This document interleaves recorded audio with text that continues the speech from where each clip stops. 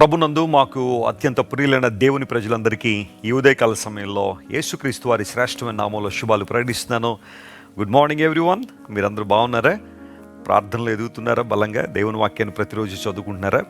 ప్రతి ఉదయాన్నే మనం లేచిన తర్వాత కాసేపు ప్రార్థన చేసుకుని దేవుని వాక్యాన్ని చదువుకున్న తర్వాత ఇలాంటి వాగ్దాన సందేశాలు వినడం ద్వారా ఆధ్యాత్మికంగా మనం దేవుని పొందుతున్నాం. దేవుని సేవకుని నేను ఎంతో సంతోషిస్తున్నాను. దేవుడు నాకు ఇచ్చిన అవకాశాన్ని బట్టి ప్రతిరోజు ఒక వాగ్దానాన్ని మీ ముందుంచి మిమ్మల్ని అందరినీ ఆత్మలో బలపరచడానికి దేవుడిచ్చిన అనుగ్రహాన్ని బట్టి నేను ప్రభువుని స్తుతిస్తున్నాను.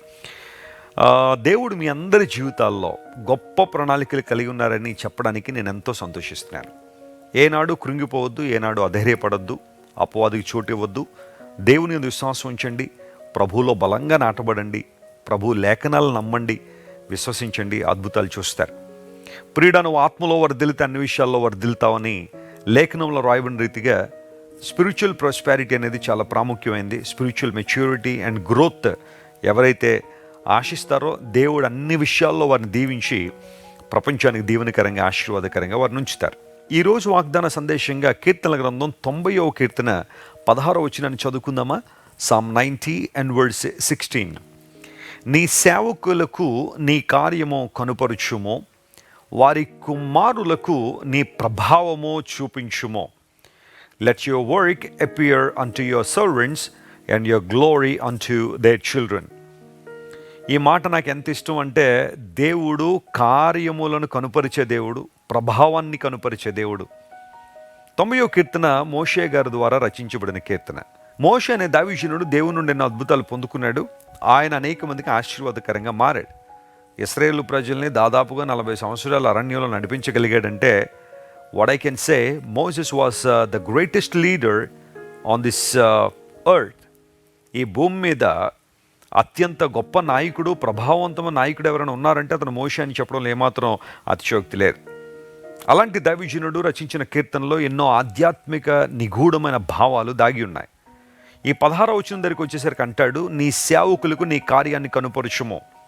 నమ్మండి దేవుని బిడ్డలారా, మన దేవుడు కార్యములు జరిగించేవాడు, క్రియ చేసేవాడు. ఆయన మౌనంగా ఉండలేదు. ఆయన దేవుడు తన ప్రజల పట్ల కార్యాలు చేస్తున్నాడు, తను నమ్మిన వారి పట్ల కార్యాలు చేస్తున్నాడు.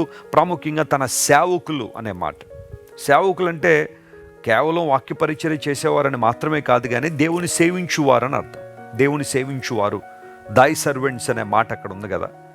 ప్రభువుని సేవించడానికి మనందరం కూడా ఏర్పాటు చేయబడ్డాం, దేవుని చేత ఎన్నుకొనబడ్డాం.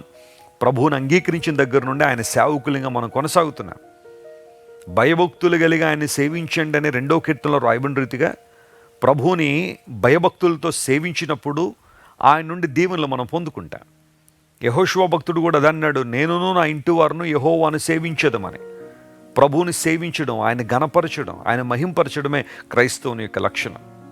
అయితే నీ సేవకులు ఎవరైతే ఉన్నారో, నిన్ను మనస్ఫూర్తిగా సేవిస్తున్న వారు ఎవరైతే ఉన్నారో, పూర్ణ ఆత్మతోనో, పూర్ణ మనసుతోనో, పూర్ణ వివేకముతోనో ఎవరైతే నన్ను సేవిస్తున్నారో వారికి నీ క్రియలు కనుపరచుము.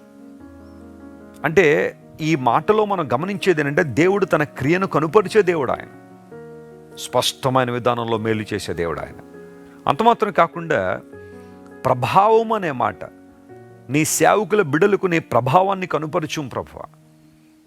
దేవుని బిడ్డలారా, నీ దేవుడు ప్రభావం కలిగిన వాడు కాబట్టి తన ప్రభావాన్ని కనుపరిచే దేవుడు ఆయన. ఒక ఉదాహరణ మనం గమనిస్తే, రక్తస్రావ రోగంతో బాధపడుతున్న స్త్రీ యేసుక్రీస్తు ప్రభు వస్త్రపుచ్ఛంగును ముట్టుకోవాలని నిర్ణయించుకుంది. ఆమె అంతవరకు ఎంతోమంది వైద్యుల చుట్టూ తిరిగి ఎన్నో తిప్పలు పడింది. కానీ ఒక రోజున యేసు ప్రభు గురించి విన్నది, విశ్వాసాన్ని కలిగి ఉంది, ప్రభు వస్త్రపుచ్ఛంగు ముట్టుకోవాలని చెప్పి ఇంటి నుంచి బయటకు వచ్చింది. ఆ జన సమూహం మధ్యలోంచి వెళ్ళి ప్రభు వస్త్రాన్ని ముట్టుకున్న తర్వాత జరిగిన విషయం ఏంటంటే, యేసుక్రీస్తు ప్రభువులో నుండి ప్రభావం బయటకు వెళ్ళింది అని లేఖనాల్లో రాయబడింది. మార్కు సువార్త 5:30 చదివితే అక్కడ ఆ మాట ఉంటుంది. ప్రభావం ఆయన నుంచి వెళ్ళింది అని ఆయన గుర్తించి, నన్ను ముట్టుకున్నది ఎవరని యేసు ప్రభు అడిగారు. అనగా దేవుడు ప్రభావం కలిగినవాడు కాబట్టే విశ్వాసంతో ఎవరైతే ఆయన్ని ముట్టుకుంటున్నారో, ఆయన దగ్గరికి వస్తున్నారో, వారు ఆ ప్రభావాన్ని పొందుకుంటున్నారు. ఆ ప్రభావము ఎంత అద్భుతమైన కార్యం జరిగించిందంటే, 12 సంవత్సరాల నుంచి వ్యాధితో ఉన్న ఆమె జీవితంలో ఒక ఆశ్చర్యకార్యం జరిగింది. హిబ్రూ భాషలో ప్రభావం అన్న మాటకు హదార్ అనే పదం ఉపయోగించబడింది. హదార్ అనగా మ్యాగ్నిఫిషియన్స్, స్ప్లెండర్, గ్లోరీ ఆఫ్ గాడ్. దేవుని ప్రభావం మనలోనికి వచ్చినప్పుడు మనలో ఉన్న ఆ భయంకరమైన పరిస్థితుల నుండి మనం దూరపరచబడతాం. రోగములు, రుగ్మతులు, బలహీనతల్లో, దౌర్బల్యం నుండి ప్రభువు మనం విడుదల చేయగలిగినవాడు. ఈరోజు నువ్వు నేను దేవుని ప్రభావాన్ని కోరుకుందామా? ప్రభువా నీ ప్రభావంతో నింపని ప్రార్థన చేద్దామా? అపోస్తలుడైన పౌలు రోమా సంఘానికి రాస్తుంటాడు 1వ అధ్యాయం 5వ వచనంలో, యేసుక్రీస్తు ప్రభువు మరణాన్ని జయించి తిరిగి లేవడం ద్వారా ఆయన దేవుని కుమారుడిని ప్రభావంతో నిరూపించబడింది అన్నాడు. ఆ మాట ఎంత బాగుంటుంది అంటే, యేసుక్రీస్తు ప్రభు యొక్క పునరుత్థానం, ఆయన దేవుడు, దేవుని కుమారుడు అంటే దేవుడు అని అర్థం. యేసుక్రీస్తు ప్రభు దేవుడని పునరుత్థానం ద్వారా ప్రభావముతో నిరూపించబడింది. పునరుత్థానం అంటేనే దేవుని ప్రభావము ప్రత్యక్షపరచబడిన స్థలం. ప్రభునందు ప్రియులారా, ఈ రోజున నువ్వు ఆరాధించే దేవుడు జీవం గల దేవుడని గుర్తించినప్పుడు, ఆయన ప్రభావవంతుడని గుర్తించినప్పుడు, ఖచ్చితంగా దేవుడు ఆ ప్రభావాన్ని నీకు ఇవ్వడం వలన నీ జీవితంలో గొప్ప కార్యాలు జరిగించాలని కోరుతున్నాడు. ఆయన వైపు చూద్దామా? ఈ రోజంతా ఈ వాగ్దానాన్ని క్లెయిమ్ చేసుకుని ప్రభువుని స్తుతించండి. అసాధారణ అద్భుతాలు మీ జీవితంలో జరుగుతాయి. ప్రేమగల మా తండ్రి, గొప్ప దేవానికి స్తోత్రాలు. నువ్వు ప్రభావం కలిగిన వాడు కాబట్టి నీ దగ్గరకు వచ్చే వారందరికీ ప్రభావాన్ని ఇచ్చేవాడు కనుక నీకు స్తోత్రాలు. రక్తస్రావ రోగంతో బాధపడుతున్న స్త్రీని విడిపించావు ప్రభువా. నువ్వు మరణాన్ని జయించి తిరిగి లేవడం ద్వారా ప్రభావంతో దేవుడు నిరూపించబడ్డావు. ఈరోజు మా ప్రియులు ఎంతమంది అయితే నీ శక్తి, నీ ప్రభావం వారి జీవితంలో కనుపరచబడాలని ప్రార్థిస్తున్నారో, నీ క్రియలు వారి జీవితంలో కనుపరచబడాలని కోరుతున్నారో, స్పష్టమైన విధానంలో వారి జీవితంలో మేలులు చేయమని కోరుతున్నాం ప్రభువా. కనికరించి సహాయం చేయండి. స్వస్థత లేని వారికి స్వస్థత ఇవ్వండి, విడుదల లేని వారికి విడుదల ఇవ్వండి. భయంకరమైన అప్పుల బాధలో బాధపడుతున్న వారిని ప్రభువా మీరే ఆశీర్వదించి లేవనెత్తమని కోరుతున్నాం.